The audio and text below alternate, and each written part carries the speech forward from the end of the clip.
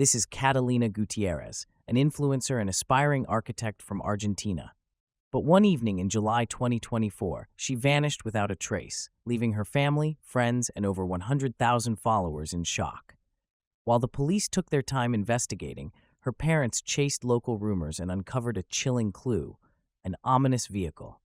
But this was just the start of a terrifying mystery. Welcome to Argentina, a land of stunning beauty, stretching from the Andes to the Atlantic. It's the eighth largest country in the world, rich in nature and life. But beneath its charm lies a darker side. Deforestation and pollution threaten its landscapes, while corruption and crime grip its society. With one of the world's highest murder rates, Argentina is no stranger to danger, and today we uncover one of its most haunting cases. Our story takes us back to 2023 in the lively city of Córdoba. Located about 500 miles northwest of Buenos Aires, Córdoba is one of Argentina's richest cities, known for its economy, politics, and education. But like the rest of the country, it struggles with high crime rates, from pickpocketing to drug trafficking and even murder, keeping the police on high alert.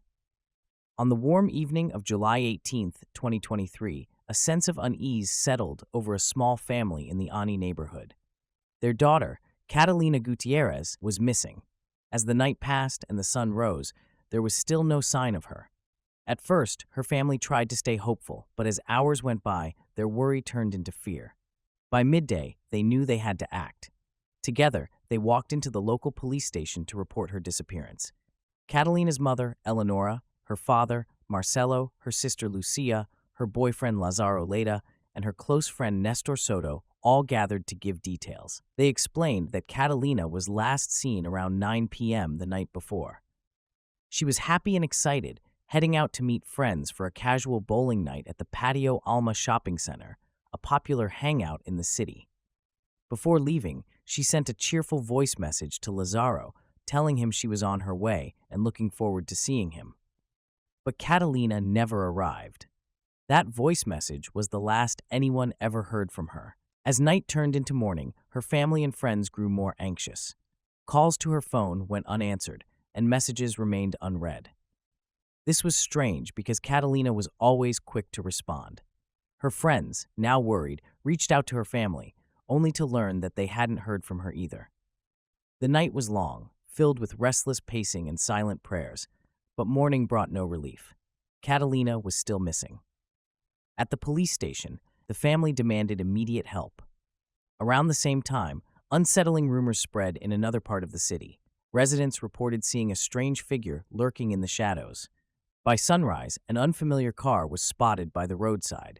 The windows were dark, making it impossible to see inside. The vehicle looked damaged and had a strong smell of ash, and inside was something truly horrifying. Before we continue, who was Catalina Gutierrez, and how did this mystery unfold? Catalina was born in 2003 to loving parents, Eleonora Valenvier and Marcelo Gutis. Shortly after her birth, the family, including her older sister Lucia, settled on the outskirts of Córdoba City, where they built a warm and happy home. Marcelo was a talented architect, bringing creativity into their lives, while Eleonora dedicated herself to raising their daughters. Catalina and Lucia were not just sisters.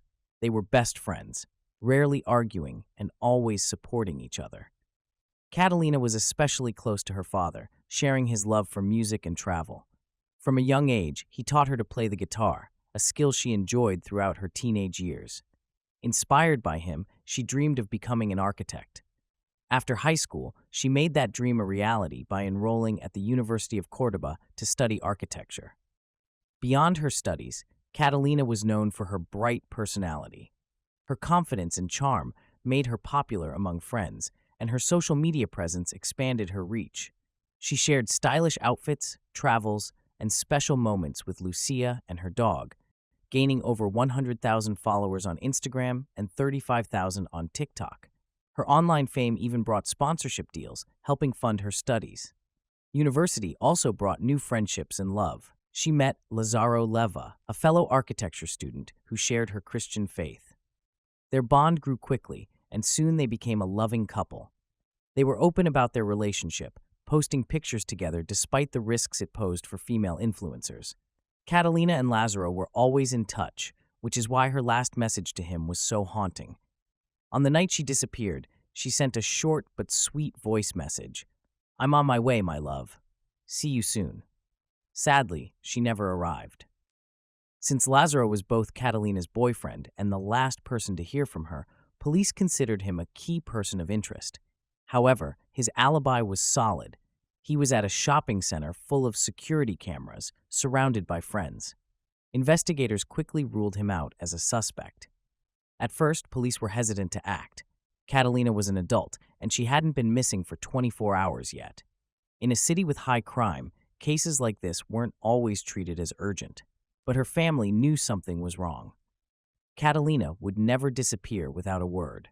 So they took matters into their own hands and retraced her steps from the night of July 16th. They knew she left home in her mother's silver Renault Clio to pick up her friend, Nestor Sue, before heading to the Patio Olas shopping center. Naturally, they reached out to Nestor, but he told them Catalina never arrived. He saw nothing unusual outside his home that night. Realizing something was wrong, he contacted Lazaro the next morning. By then, Lazaro was already worried. The two searched for Catalina, but found no trace of her.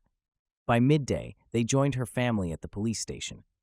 During the report, Catalina's sister Lucia mentioned that they shared their phone locations for safety. Checking Catalina's phone, she found its last location, 3900 Pedro Acher Street, a residential area in South Córdoba. This matched reports from neighbors who had seen suspicious people and an unfamiliar car in the area the night before. The police decided to investigate. When officers arrived, they found Catalina's silver Renault Clio parked on the roadside. Inside, they made a horrifying discovery: her partially burned remains in the back seat. The fire had not fully destroyed her body, making it clear that someone had tried to cover up the crime. Her remains were sent for an autopsy, which revealed the terrible truth. Catalina had not died from the fire. She had been strangled, and her body showed signs of a violent attack. With this discovery, her case turned from a missing person report into a homicide investigation. The big questions now were, who killed Catalina and why? Investigators revisited their list of suspects. Lazaro was ruled out, so they turned to the next person who should have seen her, Nestor. He claimed she never arrived at his home, but her phone data told a different story. Records showed she had been outside or near his house for 38 minutes. Even more suspicious, detectives found that Nestor had deleted several text messages. These were not the actions of an innocent man, and with suspicion now falling on him, it was time to take a closer look at Nestor.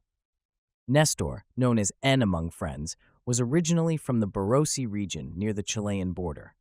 He moved to Córdoba to study architecture, which is how he met Catalina. Their social circles overlapped, and they became close friends. However, while Catalina saw him only as a friend, Nestor secretly had deep, obsessive feelings for her.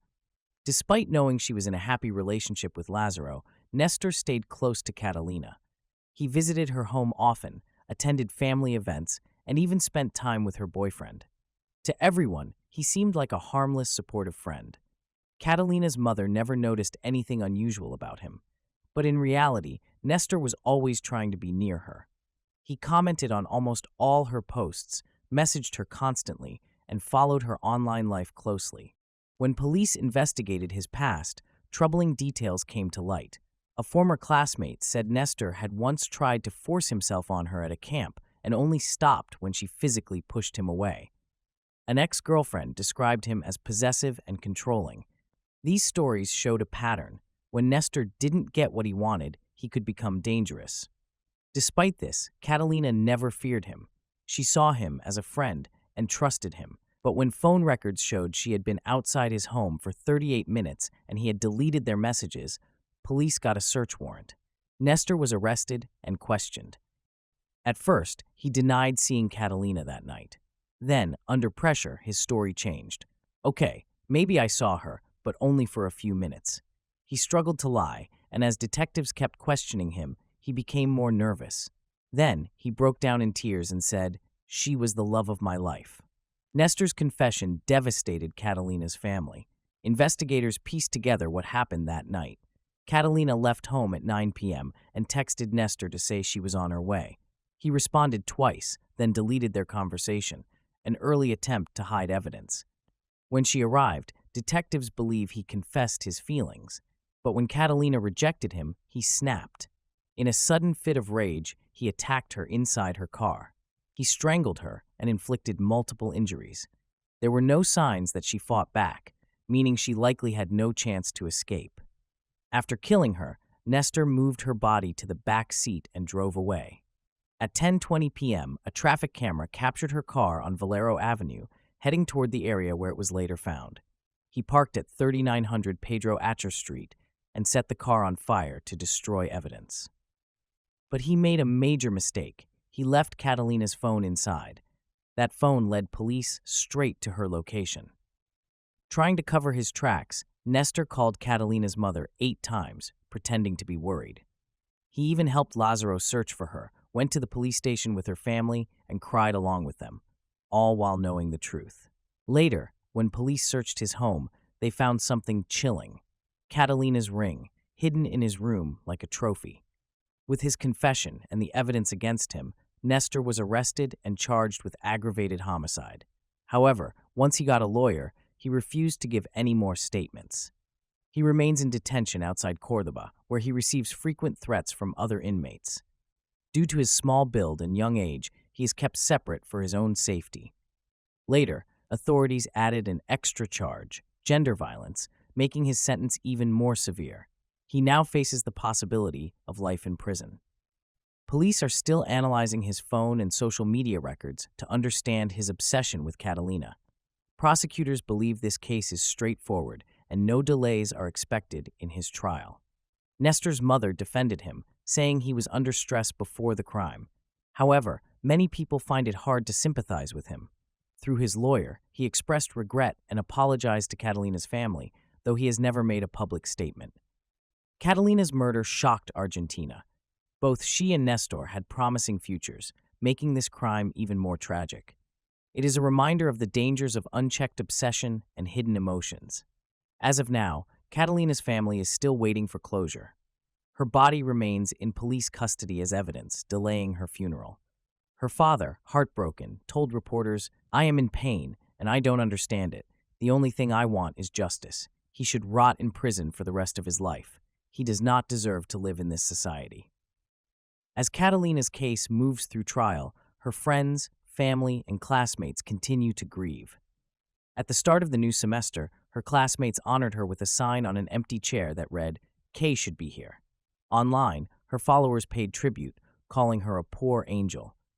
Everyone wants justice, but for her family, the pain is unbearable.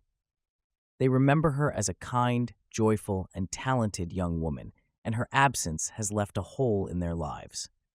This tragic case has touched many across the country, and my heart goes out to her loved ones. Unfortunately, this is all the information I have for now, but as the trial progresses, I'll update you in the pinned comments or on social media. Now, what do you think will happen in this case? Share your thoughts in the comments below.